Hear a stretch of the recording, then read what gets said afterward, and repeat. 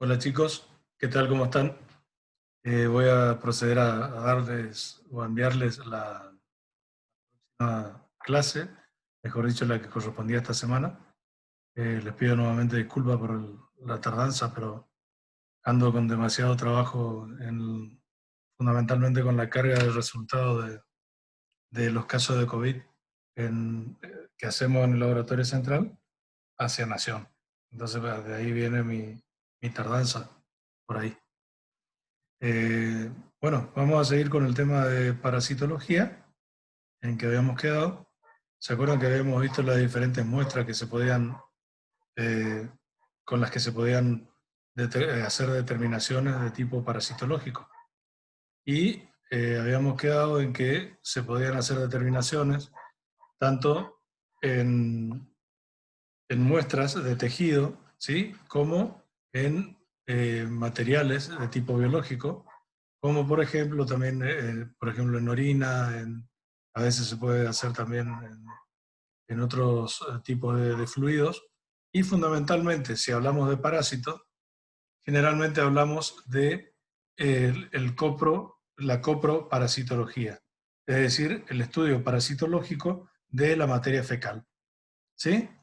Entonces, habíamos quedado acá y vamos a proceder a ver un poquito. Si bien ustedes ya lo vieron en otras materias, creo, esto les va a servir de refuerzo para que ustedes, el día que tengan que desenvolverse en un laboratorio bioquímico, si es que le piden revisar las técnicas, ustedes tengan eh, suficientemente claro y conciso como para pegarle un pantallazo y poder responder o poder actualizarse.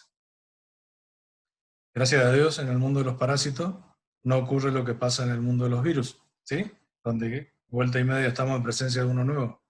Así que eh, en ese sentido estamos más tranquilos, ¿sí? También tenemos que tener en cuenta que una mayor incidencia de las parasitosis tienen mucho que ver también con el grado de su desarrollo que tengan las sociedades y la pobreza que tenga la sociedad chica, es decir, la ciudad en donde estemos nosotros habitando. Entonces, tiene que ver, por ejemplo, con la falta de cloaca, con la falta de agua corriente, con un montón de factores, ¿sí? Que llevan a que las napas se contaminen y luego si son extraídas por bombeo, ahí pasan al líquido, del líquido pasan al individuo y así empieza un circuito vicioso que hace que eh, la gente contraiga enteroparasitosis fundamentalmente. Entonces, ¿qué tipo de muestras podemos utilizar en las enteroparasitosis? Tenemos tenemos el líquido duodenal, primero, podemos hacer un fresco, es decir, una materia fecal eh, de, sin conservantes, ¿sí? A eso se le llama fresco, no porque esté a una temperatura cercana al 0 grado, ¿sí? El parasitológico seriado, ¿sí? Que son durante varios días se hace la toma, y el test de Graham también. Entonces, por empezar, podemos ver las técnicas de análisis de contenido duodenal, en las cuales se utilizan dos métodos fundamentales: el método de la cápsula de Bill y el aspirado duodenal. Eh, por si alguien no se acuerda, vamos a recordar que para ingerir, ¿sí? Ingerir se refiere a lo que nosotros tomamos o comemos, ¿sí? ¿Qué pasa? El sentido que toma lo que nosotros ingerimos es de la boca, pasa a faringe, de ahí pasa a esófago, ¿sí? Pasa a estómago, y de ahí pasa un esfínter y empieza el tejido, empieza el intestino delgado, ¿sí? Después seguirá el intestino grueso, el recto, el ano, y seguirá su camino, pero fuera de nuestro cuerpo.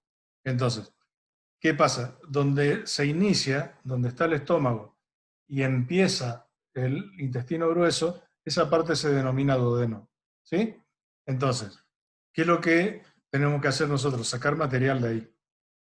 Uno puede ser por el método de la cápsula de Bill y otro por el aspirado duodenal. Entonces, la cápsula de Bill tiene el nombre comercial de Enterotest y es una cápsula de gelatina que tiene un hilo, el cual se pega a una de las mejillas y el otro extremo, uno de los extremos se pega y el otro extremo se traga y tiene el hilo que va hasta el duodeno y entonces ahí se deja 2 o 3 horas y luego se retira, ¿sí? Y entonces produjo una absorción del material que existe en el duodeno. Entonces ahí podemos ver qué tipo de enteroparásitos podemos tener. También el aspirado duodenal es aquel que se realiza mediante una endoscopía. ¿Sí? Quizás alguno sabe lo que es la endoscopía, o ha pasado, ¿sí? O por lo menos sabe de alguien que se haya hecho, que consiste en hacer ingresar al cuerpo de un individuo una sonda, ¿sí? Que en el caso de la endoscopía puede ser una endoscopía por vía alta o por vía baja. En este caso estamos hablando de una endoscopía por vía alta, es decir, un tubo que tiene una cámara en el extremo, tiene como unas pinzas también para poder tomar muestra y tiene un sistema de aspiración para poder aspirar la muestra o poder aspirar un poco de tejido. ¿Sí? Entonces, ¿qué hace? Cuando uno va metiendo la sonda, traspasa el estómago, llega al duodeno y ahí puede tomar una aspiración del contenido duodenal o del tejido para su posterior análisis. Después, tenemos lo que habíamos visto, el análisis en fresco y seriado. Si ustedes ven un fantasma que anda por ahí atrás, es mi señora, que se le ocurrió hacer una torta y no se puede quedar quieta ahora. Entonces, las marchas de análisis seriado y en fresco habíamos dicho. Entonces, vamos a empezar por el examen directo. Fíjense que cuando nosotros hacemos un examen coproparasitológico, lo primero que hacemos es un macroscópico. ¿Qué significa? Que voy a tratar de ver todas las estructuras parasitarias que puedan verse en forma macro, es decir, en forma grosera. Entonces, ¿cuáles serían las que podríamos ver? Fundamentalmente, las que vamos a ver son parásitos adultos, ¿sí? Fundamentalmente lombrices, ¿sí? O también otro tipo de parásitos que pueden ser platelmintos, que son los parásitos delgados, como las tenias, que pueden ser enteras o fraccionadas, ¿sí? Entonces, también podemos ver los cambios en la característica organoléptica de las heces, es decir, el color, la presencia de sangre o moco, la consistencia, etc. ¿Estamos? Pero fundamentalmente nos sirve el macroscópico para poder observar las características morfológicas de los parásitos adultos. ¿Estamos? Entonces, ¿cómo hacemos? A la materia fecal sólida que nos traen, generalmente lo que se les pide es que nos tomen una cucharadita por día, durante 5 días si estamos haciendo un seriado, o una cucharadita de la deposición que pongan en un frasco estéril y así nos los traigan. ¿Sí? Si no lo pueden traer inmediatamente, lo conservan si quieren en la parte de abajo de la temperatura, por supuesto, guardando las normas de seguridad, cerrando bien, poniendo en una bolsita, si es posible en otra bolsita y en otra bolsita se le explica al paciente. ¿Para qué? Para que no contamine, primero, la heladera, segundo, para que cualquiera no pueda agarrar ese material, y tercero, para que tampoco venga hasta el laboratorio contaminando todo lo que se le ocurra, incluso a nosotros cuando recibimos la muestra. Entonces, decía que vienen, supónganse que traen la bolsita, sacan la otra bolsita, abren el frasco y le echan solución fisiológica en cantidad suficiente, o sea, suficiente, ¿qué sería? Suficiente de echarle cantidad de solución fisiológica necesaria para que eso se homogeneice, ¿sí? Lógicamente sabemos que no va a ser muy agradable el estudio, pero bueno, es lo que nos toca. ¿Qué es lo que hacemos? Una vez que homogeneizamos, ¿qué es lo que hacemos? Miramos y vemos si existen estructuras parasitarias que sean capaces de verse a simple vista. ¿Sí? Luego de eso se tamiza o se cuela la muestra y pasamos a hacer la otra batería de estudios, que pueden ser los estudios de sedimentación, de concentración o de flotación, perdón, que pueden ser estudios de concentración, que pueden ser a su vez de flotación, de sedimentación o mixto. Así está. Entonces, ¿qué observamos acá en el macroscópico? Las características organolépticas que habíamos dicho de las heces, ¿sí? Que nos sirven para el diagnóstico, porque si existe pus o existe moco, ya no es una materia fecal normal, y la presencia fundamentalmente de gusanos cilíndricos, anillados o aplanados, ¿sí? Anteros o parte de ellos. Una vez que hicimos el macro, supónganse que encontramos una lombriz, ¿sí? Encontramos un parásito en una forma adulta, lo que tendríamos que ver después es si existen formas evolutivas de este parásito, es decir, huevos, trofozoitos, quistes, etc. ¿Sí? O larvas. Entonces, ¿qué es lo que hacemos? El análisis microscópico.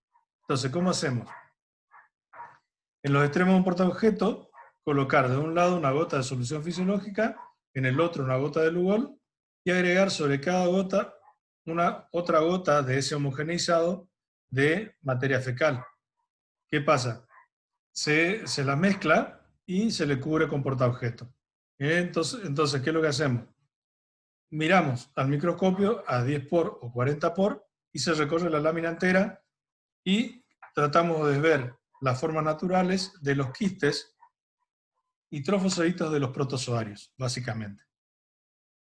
Yo no me detengo en la clasificación de parásitos porque ustedes lo vieron hace poco tiempo y hasta lo tienen más fresco que yo, así que yo voy a tratar de hacerle perder el menor tiempo posible en esto y cualquier cosa me preguntan o repasan un poco de las materias anteriores. Entonces, vamos a los métodos de concentración. Dijimos que en los métodos de concentración lo que nosotros tratamos de utilizar son dos fenómenos físicos, ¿sí? O una mezcla de ambos, es decir, la flotación, la sedimentación o la combinación de ambos métodos. ¿Qué me permite observar? Los trofozoitos, quistes o quistes, ¿sí? Que son las formas de resistencia que tiene y también de evolución que tienen los parásitos, y las larvas y huevos de protozoos. ¿Sí? Permite corroborar el hallazgo a veces del método directo, por ejemplo, en este caso, si hubiéramos visto unas lombrices, podemos corroborar el hallazgo de lo que vimos en el estudio macroscópico y ver si el individuo está con un enteroparasitismo elevado o qué grado de enteroparasitismo está afectando a esa persona. Entonces dijimos, los procedimientos pueden ser flotación, sedimentación o combinación de ambos métodos. ¿Sí? ¿En qué se basa la elección de cada uno? Se basa primero en lo que estoy buscando, en el adiestramiento que tenga el personal, en la procedencia que tenga la muestra, pues no es lo mismo de chiquitos que estén internados a chiquitos que estén caminando a un individuo adulto, ¿sí? De la disponibilidad que tenga el laboratorio para implementar determinados métodos, ¿sí? Y también de la prevalencia que exista en la zona de los parásitos, ¿sí? Por ejemplo, si aquí es una zona endémica de tenia o de Ancylostoma duodenale, probablemente no esté buscando un parásito que sea en la zona endémica de ese parásito, esté en China, por ejemplo, ¿sí? Es muy difícil que aquí ocurra porque no están dadas las condiciones para que ese parásito se desarrolle. Ahora, con la globalización puede haber, y entonces también, de última, al no encontrar nada hay que tenerlo en cuenta y ver qué hacer con ejemplos de ese tipo, ¿sí? Entonces, en cuanto a la sedimentación, podemos hacer una técnica de sedimentación espontánea en tubo, o sea, sin centrifugación. Entonces, acá, ¿qué fenómeno tenemos en cuenta? La gravedad, ¿sí? Entonces, ¿se basa en qué? En el peso que tienen las formas parasitarias y que puedan hacer que sedimenten espontáneamente en un medio denso y adecuado como la solución fisiológica. Acuérdense que es una solución salina, entonces tiene una determinada densidad, por lo tanto, las estructuras que sean muy livianas, como los huevos, quedarán suspendidas, mientras que estructuras más pesadas, como una larva o como una larva o un adulto, sí podrán sedimentar. Entonces, ¿qué podemos ver acá? Podemos ver detección de quistes, trofosoditos de protozoarios, huevos y larvas del minto fundamentalmente. Entonces, primero, examinamos la preparación con solución fisiológica para ver formas móviles y de menor peso específico como trofosoditos, quistes y larvas. Y luego, observamos la preparación con Lugol para poder ver estructuras internas que me den mayor seguridad del parásito del cual estamos tratando, con el cual estamos tratando, perdón. Entonces, ¿cómo se informa? Se informa la presencia de las formas evolutivas de los parásitos, que son estos, quistes, trofosoditos, ¿sí? O larvas. El fundamento, dijimos que se basa en el efecto de la gravedad, ¿sí? Pero en este caso, una técnica de sedimentación es donde estamos haciendo ya no el uso de la solución fisiológica, sino estamos utilizando agua, ¿sí? Y entonces otra vez, ¿qué podemos ver? La presencia de huevos, ¿sí? Y fíjense, sirve para determinados parásitos, como la fasciola hepática, el Paragonimus sp y nematodes o nematodes, como Ascaris lumbricoides, ¿sí? Trichuri trichurae e Hymenopeltis nana. Se informa la presencia de la forma de huevos o larva de parásito. El método de flotación. Acá, ¿qué es lo que vamos a hacer? Acá vamos a utilizar el concepto, si lo miran de una forma, puede ser un concepto contrario a la gravedad, porque lo que vamos a estudiar es lo que flota, ¿sí? O lo que tiene menor densidad que la solución en donde estoy poniendo a la muestra. Entonces, una técnica utilizada es la de Schieder-Sugar, que es un método de concentración por flotación, con centrifugación, perdón, en solución de azúcar. Entonces, ¿qué es lo que hacemos acá? Acá lo que hacemos es una solución azucarada, que sea una solución densa, de tal manera que después de centrifugar, ¿qué es lo que va a pasar? Las formas que tengan menor densidad que esa solución van a pasar al sobrenadante. Entonces, van a flotar. Por lo tanto, ahí es donde yo tomo un poco del sobrenadante, pongo en un portaobjeto, lo tapo y lo miro, ¿sí? Entonces, ¿se basa qué? En la flotación de ciertas estructuras como quistes y huevos de parásitos, en una solución de azúcar que posee mayor densidad que ellos. Esta técnica se utiliza fundamentalmente para los coccidios, ¿sí? Si bien para nosotros son críticos los coccidios, para los animales son tremendos. Fundamentalmente, si estamos hablando de animales cachorros, son capaces de matarlos de una. Entonces, ¿también sirve para qué? Para concentrar quistes o quistes de protozoos y huevos del mintos, ¿sí? El resultado se informa a través de la presencia de la forma evolutiva de los parásitos y su cantidad. Otro método de flotación es la técnica de Parodi y Alcaraz, ¿sí? Este es un método de concentración por flotación en una solución sobresaturada de azúcar, pero a diferencia del anterior, se utiliza sin centrifugación. ¿Para qué sirve este método? Sirve por si nosotros tuviéramos que trabajar, supónganse, en el campo, en un lugar muy alejado, nos quedamos sin luz, entonces, ¿qué hacemos? Nos identificamos, nos hacemos análisis coproparasitológico o nos adaptamos a lo que tenemos, que este sería uno de los métodos que si tenemos en mente, podemos ir a buscarlo y procedemos a hacer una solución sobresaturada de azúcar, mezclamos con la muestra, que es lo que hacemos, la agitamos, ¿sí? Y le dejamos reposar. Entonces, ¿qué pasa? Los quistes o quiste y huevo de parásito otra vez van a flotar, tomo un poquito del sobrenadante y observo y puedo registrar qué tipo de parásito está afectando a ese individuo, ¿sí? Otra vez sirve para lo mismo del anterior, fundamentalmente para Cryptosporidium, ¿sí? Los coccidios. Se informa la presencia de la forma evolutiva y su cantidad también. Tenemos otra técnica, que es la técnica de Willis-Molloy, ¿sí? Molloy, como quieran llamarlos. Técnica de Willis se la suele llamar. El método de concentración ahora, ¿qué es? Es por flotación, sin centrifugación como la anterior, pero en vez de ser una solución saturada de azúcar, vamos a hacer una solución saturada de sal, ¿sí? Es decir, de cloruro de sodio. Entonces, ¿qué es lo que vamos a tratar de observar acá? Primero, los huevos, que fundamentalmente son los que flotan, ¿sí? Y también,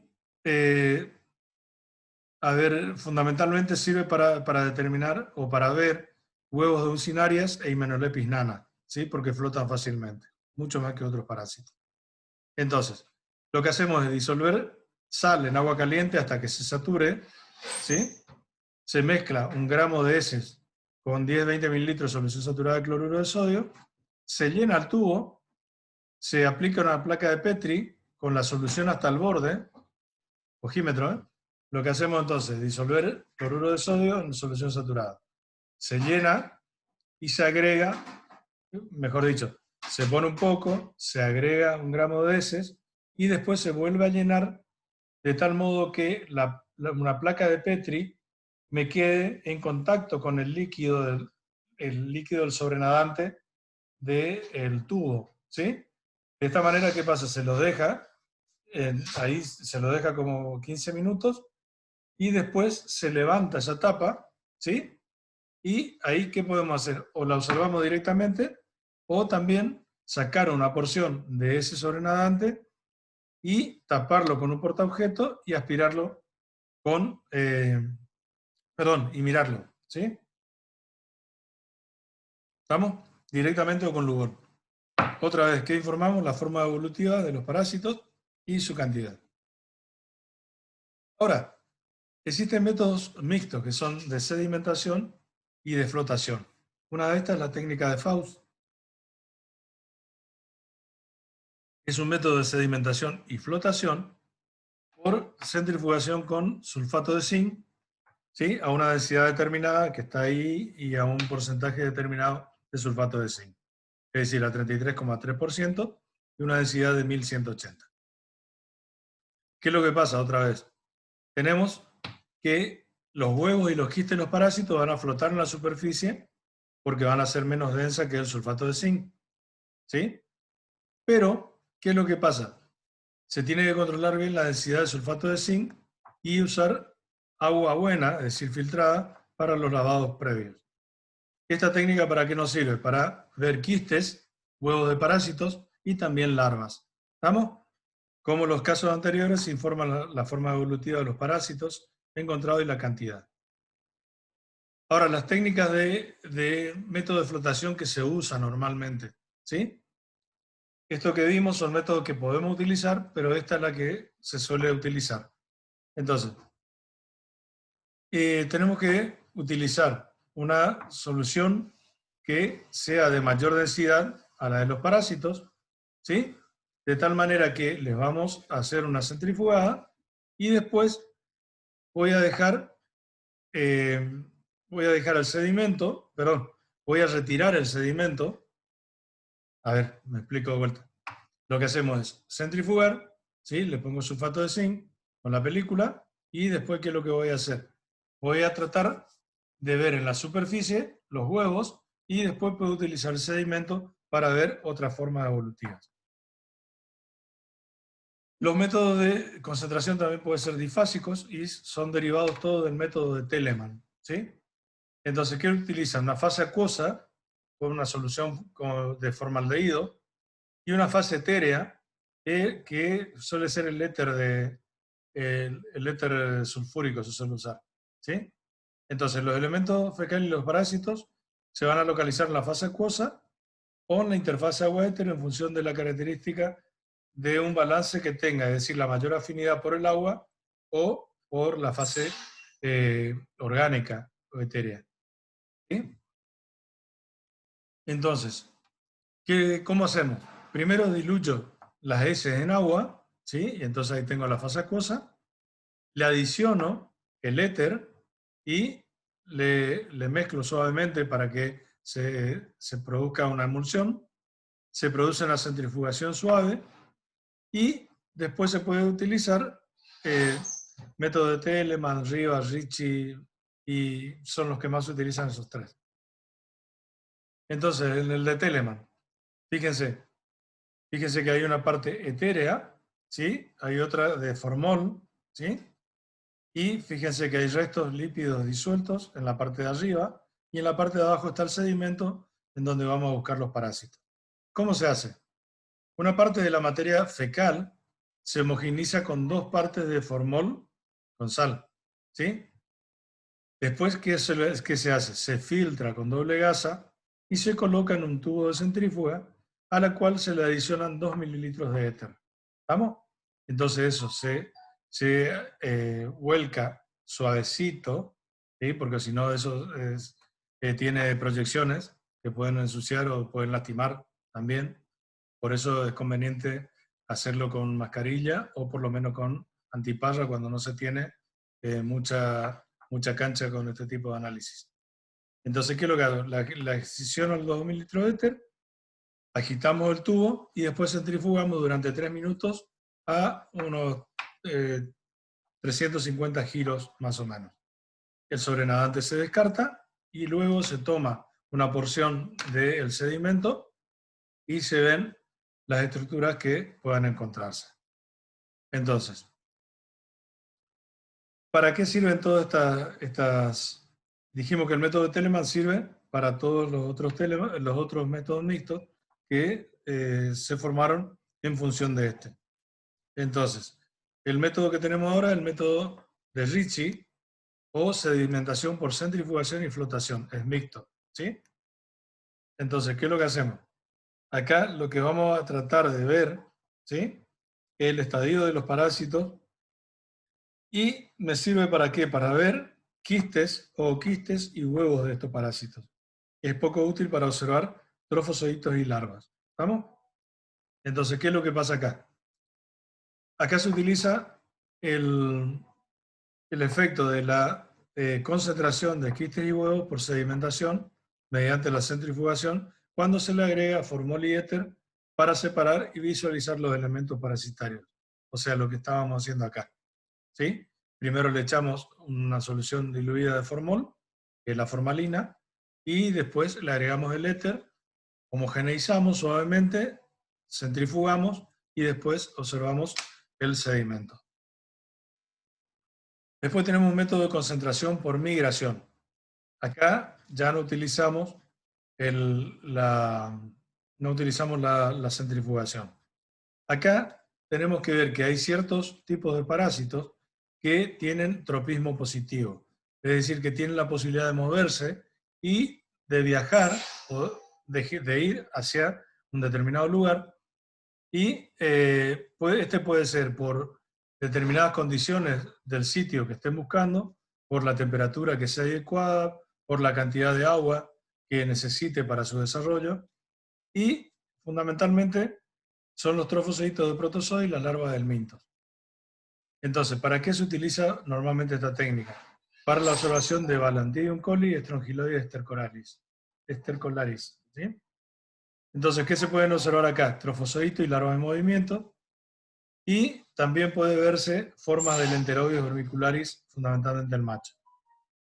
Para diferenciar mejor las larvas, se realiza otro método de concentración que es el más utilizado y es el de Arada Mori. ¿Estamos? Otra vez se informan los estadios evolutivos de los parásitos encontrados.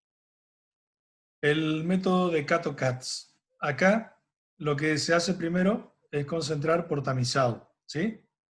Entonces, ¿qué es lo que voy a hacer? Primero, se produce una diafanización o un aclaramiento de las heces con glicerina y permite lograr un medio claro y así observar las formas parasitarias, ¿sí? Esto sirve para huevos del mintos y algunos protozoarios como la Isospora belli. También se informa lo mismo que en los casos anteriores. Y acá viene el cultivo que habíamos visto recién en el método de Baerman, es el método de Arada Mori, ¿sí? Esta técnica lo que permite es el desarrollo de huevos a estadios larvales ¿De qué? De los nematodes, que son los gusanos cilíndricos, permitiendo su diferenciación morfológica. Entonces, se observa con este método las larvas radiformes y filariformes de anquilostomas y de estrongiloides. ¿Estamos? Entonces, ¿qué es lo que hacemos? Durante la incubación, con la lupa o estereoscopio, puede verse el desarrollo de las larvas en el medio líquido. Y para estudiar las larvas, se elimina el papel de filtro, se toma una gota de líquido del fondo del tubo, se coloca en portaobjeto y se observa el microscopio. Se informa lo mismo que en los casos anteriores. A ver, para que entiendan ustedes, tienen un vidrio de reloj, supónganse, con un poco de solución, se siembra en un papel, ¿sí? Un poco de materia fecal, y se lo deja en posición vertical o cierto ángulo, de tal manera que el líquido vaya mojando ese papel y una vez que llega a la siembra del cultivo, si existen formas móviles, irán moviéndose hasta llegar ¿a dónde? Hasta llegar al medio líquido, ¿sí? Entonces, uno le deja un tiempo suficiente para que los huevos que estén ahí puedan eclosionar y largar sus larvas, o las larvas que están ya en formas móviles puedan desplazarse hacia el agua que moja ese papel. Luego entonces se saca el papel y se toma una muestra o directamente el vidrio reloj se puede observar muchas veces. ¿Estamos? Entonces ese es el método de Arada-Mori, que es un método de cultivo. ¿Estamos? A ver, algunos de los reactivos que se utilizan en coproparasitología. Fíjense la formalina.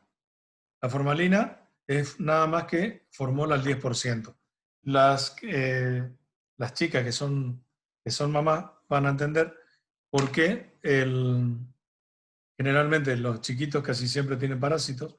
Entonces van al médico, le dicen, no, mira, hazle un seriado. Entonces, ¿qué hacen ustedes? Se van al bioquímico, el bioquímico le da un frasquito con un líquido, ¿sí? ¿Y qué le dicen?